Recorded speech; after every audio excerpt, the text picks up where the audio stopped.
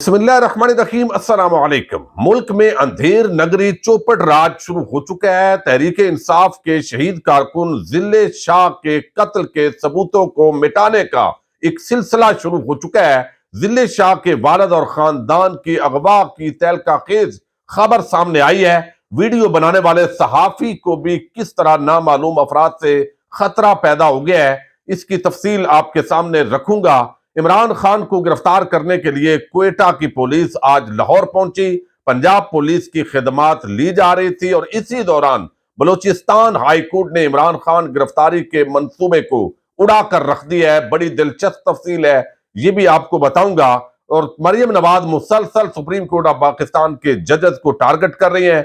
Justice खोसा, justice Naqvi, उन पर लगे गए इल्जामात किस तरह झूठ का पलंदा साबित हो रहे हैं, इस हवाले से भी एक बड़ा लतीफा और कुछ खबरें सामने आई हैं, वो आपके सामने पहले रखूंगा और उम्मीद करूंगा कि आप वीडियो सुनेंगे और अपने कीमती फीडबैक से जरूर आगाह करेंगे।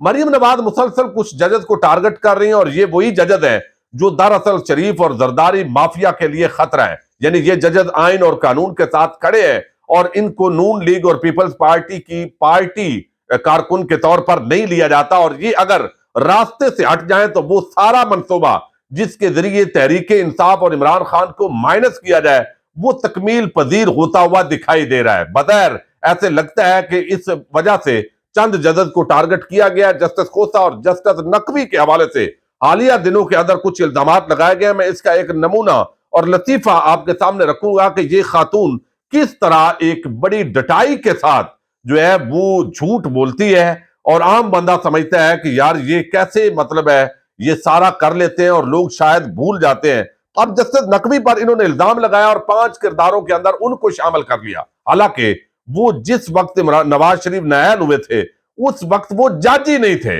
यानी आप अंदाजा करें कि नवाज शरीफ को नायल करना क्यों, कि मौजूदा आइन और कानून के साथ वो खड़े हैं, इसीलिए उनकी ऑडियो लीक आई और उसका असल मामला कुछ और तरफ जा रहा है, जो खुरा कहते हैं वो जा रहा है। जस्टिस नकवी जो है वो 2020 में सुप्रीम कोर्ट ऑफ पाकिस्तान के जज बने और नवाज शरीफ को 2017 में नायल किया गया है।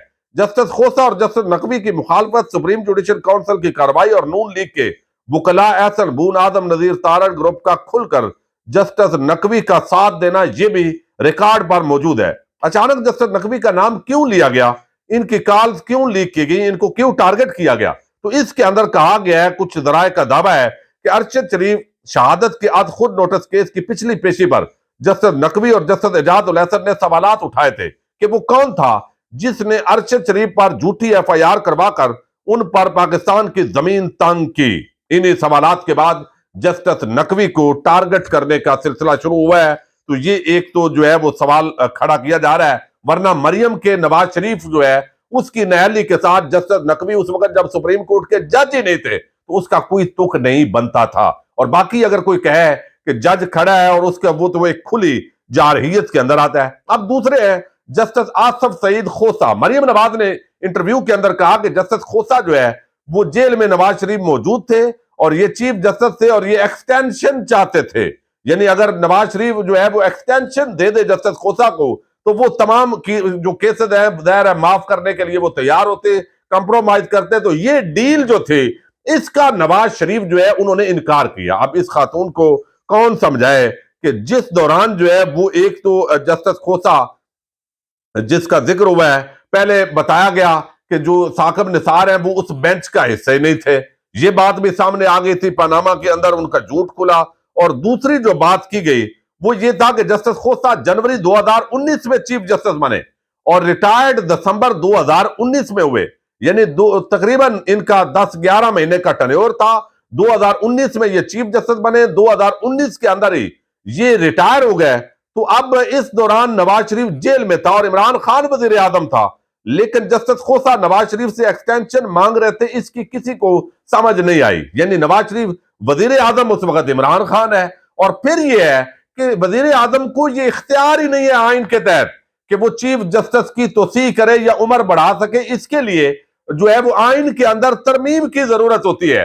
तो मरियम नवाज मुसलसल इस तरह के इल्जामात लगा रही हैं। मीडिया उनका अपना है, तकरीबन मैनेज है, सारे सेट भी अपने हैं, 98% एंकर, सहाफी, वो सब कुछ مینج کر لیا گیا چونکہ ہڈی ڈالنی ہے اشتہارات کی صورت میں، لیکن پھر بھی عوام جو ہے وہ ذرا حساب کتاب لگا کر تاریخیں نکالتی ہے تو پتہ چلتا ہے کہ بڑی ڈٹائی کے ساتھ ایک سے بڑھ کر ایک الزام وہ جھوٹ ثابت ہوتا ہے۔ اب اس پر جو ہے مزید ہم بات نہیں کرتے، لیکن آج کوئٹہ کی جو پولیس ہے وہ پہنچ گئی جو ہے وہ لاہور کے اندر۔ آپ کو علم ہے یہ خبریں آپ نے سنی، اور 2 دن پہلے بھی یہ خبریں دی گئی میڈیا کو، لیکن اس وقت وہ نہیں پہنچی تھی۔ وارنٹ گرفتاری لے کر، ناقابل ضمانت وارنٹ گرفتاری لے کر کوئٹہ پولیس پہنچی لاہور کے اندر، اور لاہور میں پنجاب پولیس کے خبریں آئیں کہ 1200-1300 اہلکار ان کی ڈیوٹی لگنا شروع ہوئی کہ زمان پارک کو گھیرا جائے، آپریشن کیا جائے، اور مبینہ طور پر عمران خان کی گرفتاری جو ہے اس کے ضابطے پورے کر کے قانوناً گرفتاری کر دی جائے۔ اب اس دوران جو ہے وہ بلوچستان ہائی کورٹ کے اندر بڑی پیش رفت ہوئی۔ جب تیاریاں مکمل تھی تو اس دوران کوئٹہ ہائی کورٹ کے اندر جو ہے تحریک انصاف نے ایک درخواست دی، اور یہ درخواست جو ہے اس کے اندر پی ٹی آئی کے لائرز فورم کے رہنما اقبال شاہ ایڈوکیٹ، انہوں نے عمران خان کے وارنٹ گرفتاری کے خلاف یہ درخواست جمع کروائی، اور جس میں موقف اختیار کیا گیا کہ بجلی روڈ تھانے میں مقدمہ درج نہیں ہو سکتا، کیونکہ جس الزام پر مقدمہ درج ہوا ہے وہ بجلی روڈ تھانے کی حدود میں نہیں آتا۔ معاملہ ہے وہاں زمان پارک کا، اور مقدمہ ادھر درج ہو رہا ہے۔ درخواست گزار نے کہا کہ عمران خان کے خلاف درج ایف آئی آر کو ختم کیا جائے۔ یہ بالکل ایک اس طرح پہلے بھی سندھ ہائی کورٹ اور کچھ اور فیصلے بھی آ چکے ہیں۔ تو بلوچستان ہائی کورٹ کے جسٹس ظہیر الدین نے درخواست پر مختصر سماعت کی ہے۔ عمران خان کے خلاف درج مقدمہ ختم کرنے کی درخواست جو ہے اس کو سماعت کے لیے مقرر کیا، اور پھر جو ناقابل ضمانت وارنٹ گرفتاری ہیں ان کو 2 ہفتوں کے لیے معطل کر دیا ہے۔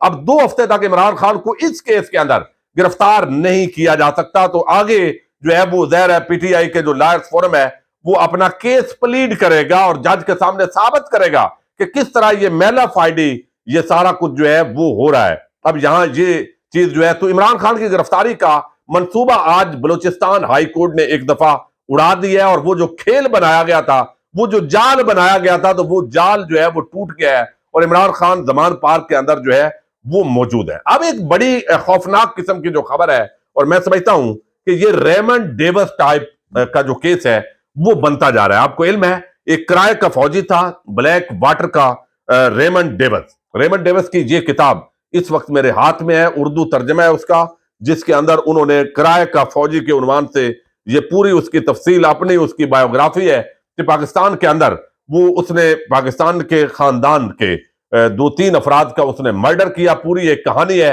اور پھر ہمارے جو حساس ادارے کے عام ترین افیسر انہوں نے کس طرح ججز کو پریشرائز کیا، کس طرح خاندان کو اٹھایا، پیسوں کا لین دین زبردستی کروایا، اس کی جو بیوی تھی وہ خودکشی کر گئی۔ تو وہ ایک ریاستی سطح پر جو ہے وہ کرائے کے کام کیا گیا امریکہ کے اس ڈپلومیٹ کے لیے، لیکن اس کو سٹیٹس بھی ڈپلومیٹ کا دیا گیا۔ تو اسی طرز پر بظاہر جو ہے یہ ایک بڑا دعویٰ سامنے آیا ہے۔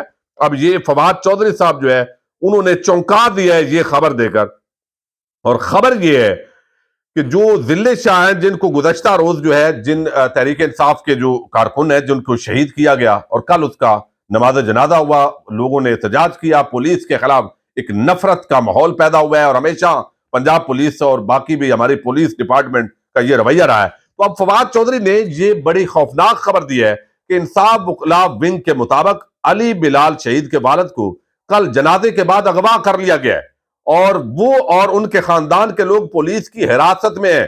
اب وہی ہوگا جو ہوتا ہے کہ پولیس کی حراست سے ایک ویڈیو آئے گی کہ ہم نے محسن نقوی اور پولیس کو معاف کیا ہے، لیکن یہ ملک ان کو معاف نہیں کرے گا۔